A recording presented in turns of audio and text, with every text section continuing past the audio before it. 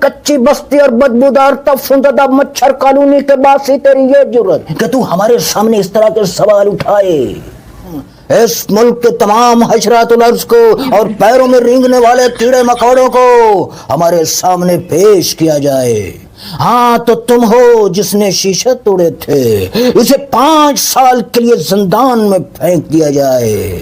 رحم حضور رحم, غریب ہو معاف کر دیجئے, معمولی شیشہ ہی تو توڑا ہے. یہاں تو ملک توڑنے والوں کو کچھ نہیں کہا گیا. گستاخ پہلے شیشے توڑتا ہے اور پھر ہمیں شیشہ دکھاتا ہے. تم گدھوں گھوڑوں اور خچروں کا کام سوال اٹھانا نہیں بلکہ ہمارا بوجھ اٹھانا ہے. اسے اٹھاؤ اور اٹھا کر 5 سال کے لیے نہیں 10 سال کے لیے زندان میں پھینک دو.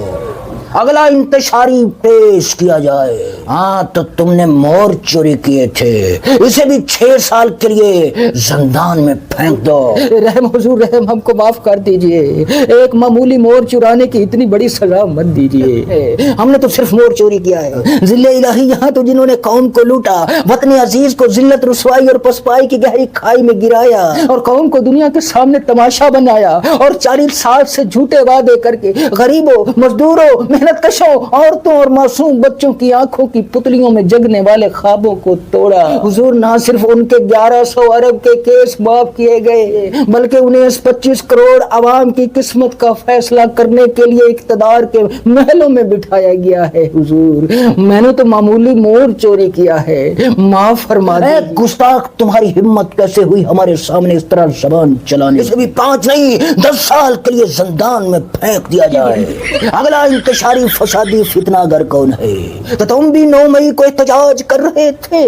جی حضور میں تو صرف احتجاج کے لیے گیا تھا, کیونکہ ذل الہی ہم کچی بستیوں, بدبودار تفندہ مچھر کالونیوں کے باسی ہیں. ذل الہی جہاں نہ بجلی ہے, نہ گیس ہے, نہ پانی ہے, نہ سکول ہے, نہ کوئی دوائی ہے. ہم تو سمجھے تھے کہ آواز اٹھانے سے شاید ہماری قسمت بدل جائے, ہمارے بیمار بچے بغیر دوا کے تڑپنے نہ پائے. اور ذل الہی ہم کو تو وہ چوہان ہے نا, چوہان وہ لے کر کے آیا تھا, اس نے بلایا تھا. اور وہ مراد راس نے ہم کو احتجاج کے لیے بلایا تھا. حضور وہ کہاں ہے؟ حضور وہ مراد راس اور چوہان تو آپ کی گود میں کچی بستی اور بدبودار تفندہ مچھر کالونی کے باسی تیری یہ جرت کہ تو ہمارے سامنے اس طرح کے سوال اٹھائے.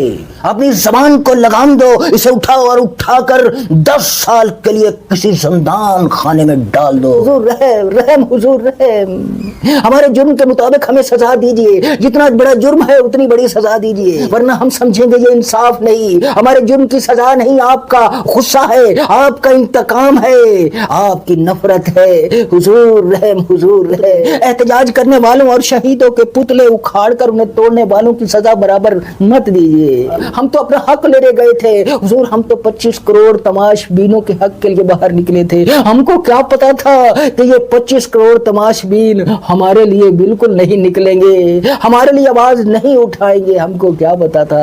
رحم حضور رحم. تو سجنوں بیلیوں بھائیوں بہنوں, 9 مئی کے ملزموں کو تھوک کے حساب سے سزائیں سنا دی گئی. فکر نہ کریں, عدالتوں سے ان کو ریلیف مل جائے گا. میرا نام سلیم اختر ہے اور ہمارا کسی پارٹی سے کوئی تعلق نہیں, اور نہ ہی ہم کسی زرداری نواز اور خان کے بندے ہیں. ہم اللہ کے بندے ہیں, اسی کی طرف لوٹ کے جانا ہے, اور ایک دن زمین کا رزق بن جانا ہے. خدا نے ہمیں کسی مقصد کے لیے پیدا کیا ہے, اس لیے ظلم کے خلاف آواز اٹھا رہے ہیں اور آج مظلوموں کے ساتھ کھڑے ہیں. کل اگر پی ٹی آئی والے کسی ظلم کا حصہ بنے گے تو پی ٹی آئی کے سامنے کھڑے ہو کر سوال اٹھائیں گے ہم, کیونکہ ہم کسی کے تنخواہ دار نہ ہیں نہ کبھی ہوں گے. خدا نے مجھے صلاحیت دی ہے, ٹیلنٹ دیا ہے, انٹرٹینمنٹ کا کنٹینٹ بنا کر پیسے کما سکتا ہوں, مگر ظلم کے خلاف آواز اٹھانے کے چکر میں 3 سال تک محنت کرتا رہا ہوں. اب جا کر میرا چینل مونیٹائزڈ ہوا, اور جیسے ہی مونیٹائزڈ ہوا اس پہ فائر وال لگ گئی. مگر اس کے بعد میں یہی کنٹینٹ بنا رہا ہوں, اور اس وقت تک بناتا رہوں گا جب تک دھار نہ لیا جاؤ.